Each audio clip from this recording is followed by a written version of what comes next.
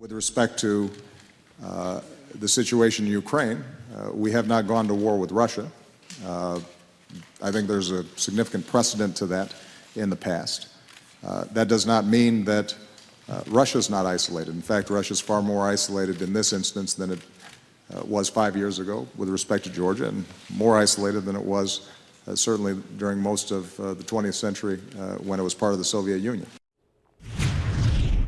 Well, President Obama indicating they have not yet gone to war with Russia, haven't gone to war with Russia, not yet. But is there a Cold War brewing, and what is the latest situation in Ukraine? Or is the statue as the national president of the League of Ukrainian Canadians?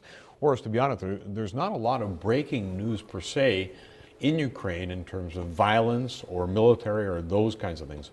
What's your sense of the state right now of Ukraine? By the way, thanks for having me on again.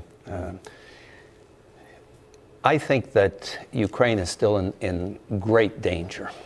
If you look at the border in eastern and southern Ukraine, the Russia-Ukraine border, you'll see ominous signs. You'll see Russian special operations agents and saboteurs, mercenaries, members of various Russian neo-Nazi groups coming over the border into Ukraine to incite hatred and separatism among Ukrainians. This is just one example. There are others. For example, just yesterday, Zhirinovsky, who is a leading member of the Russian Duma, sent a letter to the Polish Parliament, to the Polish Sejm, an official letter, again, inciting hatred and the partition of Ukraine. So even though most of the Ukrainian soldiers have left Crimea and it was relatively peaceful, although 3/4 of the Ukrainian Navy has been seized by the Russians, and obviously all of the bases, many other facilities. It has been reasonably, peaceful.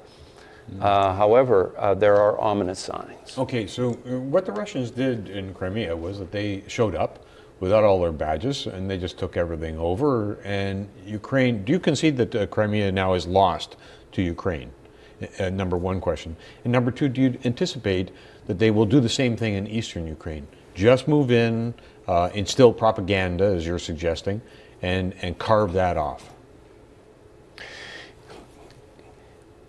In eastern Ukraine, it's not clear, even though the Russians have a large force on the Ukraine-Russia border. It's not clear, although I'm sure that they are planning to use their special operations agents to set the stage for such an invasion. They probably haven't made a decision yet.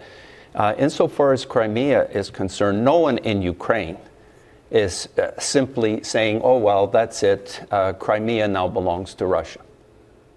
No one in Ukraine is saying this. In fact, I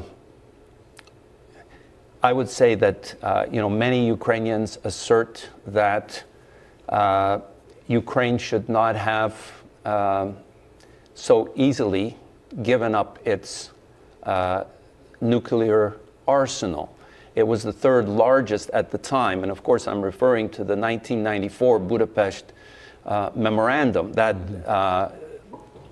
memorandum was signed by the United States, Great Britain, and Russia, guaranteeing Ukraine its territorial integrity and sovereignty. Many Ukrainians today feel it's not worth the paper it was written on. In fact, many Ukrainians say that if the West doesn't take much stronger action against Russia, then Ukraine should withdraw from the nuclear non-proliferation treaty. Okay, so what does for instance, the League of Ukrainian Canadians, what would you like to see? We've seen hand-slap sanctions both ways, Canadians on Russians, Russians back. Maybe a little bit more on the Canadian side in terms of the initiatives on the diplomatic front with the G7 and the G8 kind of a thing. What would you like to see? It's not only the League of Ukrainian Canadians, but the diaspora, the Ukrainian diaspora, and in fact the Ukrainian authorities in Ukraine today would like to see the West speak with one voice, act strongly, act decisively, and continue to condemn the invasion, occupation, and annexation of Crimea by the Russian regime. There are many things that the West can do. It has started to move in this direction, but really its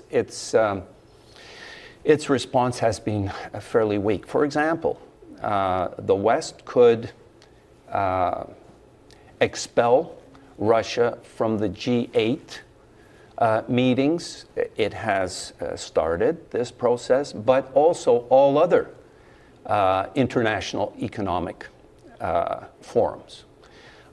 It could make sure that Russia does not become a member of the Organization for European Cooperation and Development.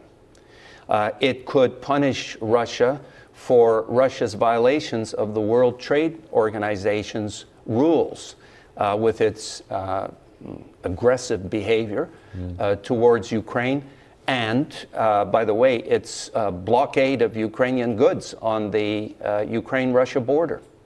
The West could target Russian banks responsible for money laundering and weapons proliferation. The West could impose a freeze on assets of Russian oligarchs controlled by Putin. It could cut back on bilateral trade with Russia, in particular arms trade. It could assist Ukraine with intelligence and other means to prevent these Russian special operations agents from going across the border and inciting hatred. We'll see if any of that can come to pass, Orest. Thank you so much. Yeah. Orest Tessiu, National President of the League of Ukrainian Canadians.